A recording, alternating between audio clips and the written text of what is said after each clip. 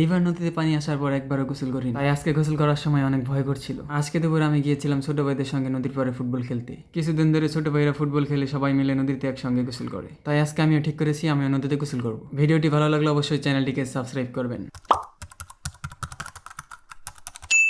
ছোট ভাইদের সঙ্গে ফুটবল খেলার পরই ঠিক করেছি যে নদীতে গোসল করব। ভাবলাম আপনাদেরকে দেখানোর জন্য একটি ভিডিও বানিয়ে ফেলি। যেহেতু প্রায় 1 বছর পর নদীতে গোসল করছি, তাই শুরুতেই পানিতে নেমে চেক করে নিচ্ছিলাম যে সাঁতার ভুলে গিয়েছি নাকি।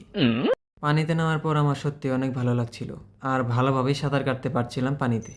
আর পানিতে নামার পরই আমি চিন্তা করছিলাম কিভাবে একটি ভালো রিয়াকশন দেওয়া যায় যাতে ভিডিওর থাম্বনেল বানাতে পারি। তাই বারবার এভাবে ডুবে যাওয়ার নাটক করছিলাম। অনেকক্ষণ চেষ্টা করার পর কোনো রকম একটি রিয়াকশন দিতে পেরেছিলাম, যা আপনার ভিডিওর শুরুতেই দেখতে পেরেছেন।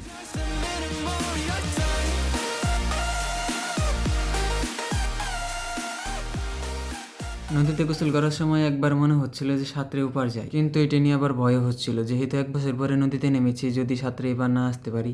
নদীর পানিতে অনেক স্রোত ছিল, সাঁতার কাটার সময় আমাকে এমনি একদিকে নিয়ে যাচ্ছিল বারবার।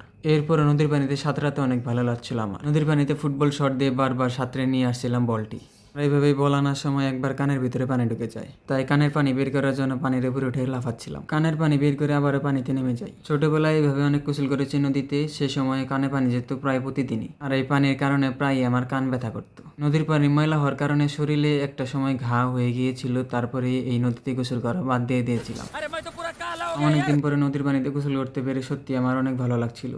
আগে নদীতে গোসল করতে আসলে পানির মধ্যেই ছোঁয়াছুঁয়ি খেলতাম, আর বন্ধুদের সাথে সাঁতারের পাল্লা দিতাম যে কে আগে সাঁতরে ওপার যেতে পারে। নদীতে গোসল করার পর উপরে উঠে দেখি নদীর পাড়ে কয়েকটা টার্কি ঘাস খাচ্ছিল, যেগুলোকে দেখতে মাশাআল্লাহ অনেক সুন্দর লাগছিল।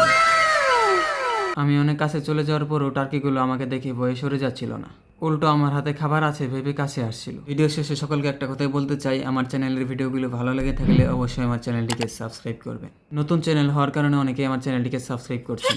আপনারা সাবস্ক্রাইব করলেই আমি ভিডিও বানানোর জন্য উৎসাহ পাবো। সকলেই ভালো থাকবেন। আসসালামু আলাইকুম ওয়া রাহমাতুল্লাহ। I'd give anything that I have for just another one of your nights. You can have an arm and a leg.